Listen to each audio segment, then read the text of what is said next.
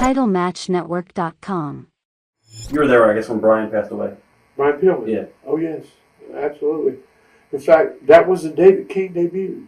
In St. Louis, Missouri, the day Kane debuted. Undertaker and Shawn in the cage. Shawn held in a cell. Yeah. Huh. And that was the morning they found Brian dead in Minneapolis. Was that a shock to the boys, or? Oh, God, yes. I mean, we're all sitting around, getting ready to do the show. Brian's missing.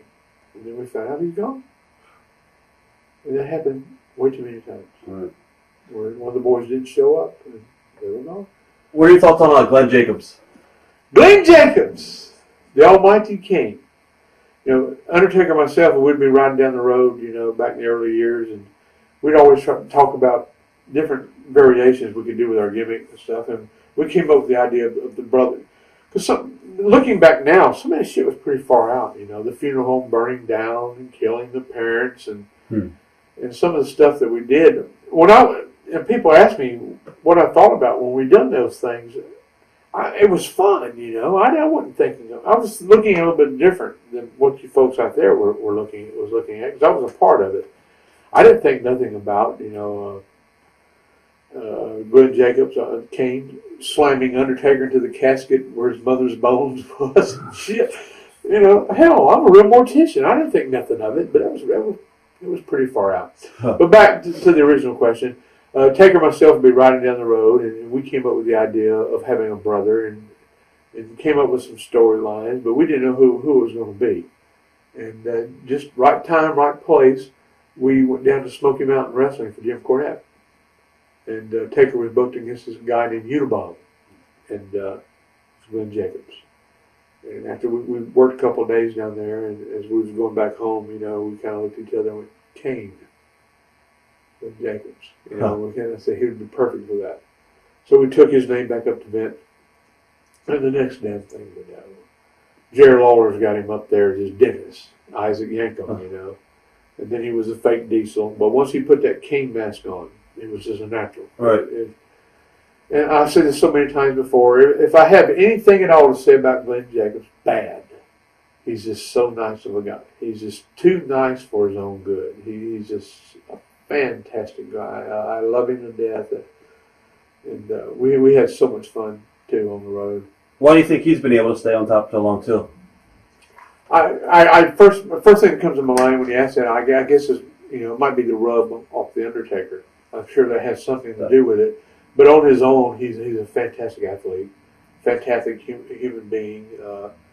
He'll do anything that they ask him to do. And when I heard they was going to take that mask off, I just went, oh, no. That's just going to kill it. I'm so happy that he's better now than he ever was. In my book, whatever my book's worth. How does the change to the attitude era affect your character? To the attitude? Yeah. How they got a little bit more edgy. Well, when the main thing happened when Taker became the American Badass. Paul Bearer just didn't fit in there. I mean, what are they going to do? Take the American Badass and my fat ass, and take my fat ass and put it in a sidecar on his Harley Davidson and ride me to the ring? Please. Were you a Taker for the switch to managing Kane and Foley? Do what now? Were you an Undertaker, I guess, against the idea, or were you guys... Me, man? No. No, we needed a switch. We needed a refreshing gimmick at that time, and what stands out in my mind there was the last time that I managed Undertaker before we done the turn. We were in Scranton, Pennsylvania. Huh. Scranton, Pennsylvania. Nothing in Scranton. You folks in Scranton watching right now, I hope there's somebody out there that's bought this in Scranton, Pennsylvania. We were at the CYO Center, yeah. ECW right now. Oh, bless. You've been there. I've been there. Horrible. But, no offense. You got a better place now. It's a high school gym with a balcony. But it was a horrible thing, and we were getting a little off the wall then, I'm Catholic myself. I got Jesus around my neck. Thank God. He carried me around the world many times.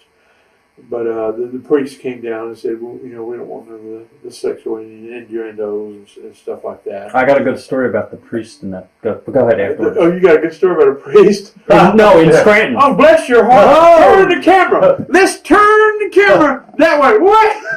No, we'll He's go. got a story about a priest. Yeah, exactly. This might make you some money, son. There you go. Never mind. Okay. Well, that wasn't, never mind. We won't go back. But go ahead. But anyway, back to I don't know, I forgot where we were. I was going to say Stanford. Scranton, Pennsylvania. But anyway, they came down on us for some, some of the rough stuff that we were starting to do in the early days, some of the language and shit, and we all hated Scranton so bad because it's such a horrible place to go. Nothing personal, but we were doing I was managing Cactus as Mankind, and we were trying to kill the place. We didn't want to come back. Right. And I remember handing him the microphone. He goes, "Uncle Paul, he wants me to suck his thing." That was the last time that we were in Scranton, CYO building there after Mankind said he wanted me to suck his thing. Oh, but what happened was we were there, and ECW were running Hazleton in the same diocese, and the priest came to the school in Hazleton, and Dudley's were on the thing with the crowd, "Fuck you, fuck," and they went on about like, fuck, and the priest was hearing, he busted in front of the crowd, "Get that motherfucker," in front of the priest, and ECW was banned from all archdiocese buildings in Northeast Pennsylvania. So we had to go to a worse place than the CYO Center. Oh, yeah. It was kind We had to of go to a worse a place. worse place? Yeah, we were banned from all Catholic buildings in Northeast Pennsylvania. ECW. Oh, it was. How could it have been worse than that place? Oh, it It was was. bad. It was bad. It was the Kingston Armory. Yeah. It was bad. Unfortunately, I never had Yeah. to go there. Maybe. Well, there's indie shows I'm there. not so through yet, Maybe I'll hit there before it's over. Yeah, right. But the priest had worse language than the Dudley Boys. And if you ever seen the Dudley Boys on house shows, Oh, do you think, like you were saying before, Frankie Kane saying to learn something else in the business, do you think that that's one of the reasons you stayed so long in WWE, that Vince recognized that? probably because when it came a point where they wanted us to pull me an Undertaker part, because we was getting old after 5-6 years, they had me doing stuff backstage. I fucking hated it. I that's not me. I like being out in the spotlight. They had me backstage working in the gorilla position. I'm not familiar with that. It's kind of a stage director type of position. The pressure there is just tremendous. That has to be one of the most horrible jobs I've ever had since I've been in the business. You got your headphones on, and you're kind of the mediator between the production truck and Vince and the ring, and everything goes through you, and it's just the pressure is just. I started hating the business, and they had me as a talent scout for a while. At one time, they had this is about, I'm guessing 2003, maybe 2002. Might be off on my years. We had 5 farm teams, farm clubs at the time. We had Rick Bassman with UPW out in LA. Right. We had, of course, Jim Cornette and Danny Davis with OVW, which they're still there, and in Louisville.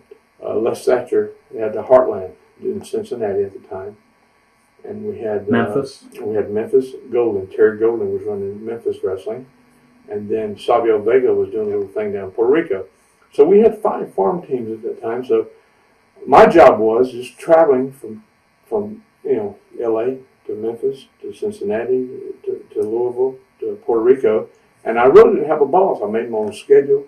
All I had to do was just go from territory to territory and be a fucking stooge. So and so ain't doing this. So and so ain't doing that. He's the shit. I hated it. So I'm not a stooge. I've never been a stooge, and I'm not going to be one today. But I did it. It was during that time that my wife came down with breast cancer, and I needed a job desperately. So I did it. I didn't like it. So then they realized I didn't like it. They brought me back on the road again as an agent. And I just never could fit into that backstage scene. I hated it so much, is that I decided, when my contract came up for renewal, that I needed to step away for a while. And for 1 year, I stepped away for a year. And I was just miserable. It was a miserable time. I was just meant to be on-air talent, and that's what I've always been, and that's what I've always enjoyed. But look at me now. Now I'm running my own little promotion, down on the Gulf Coast. But it's a little bit different when it's your own. TitleMatchNetwork.com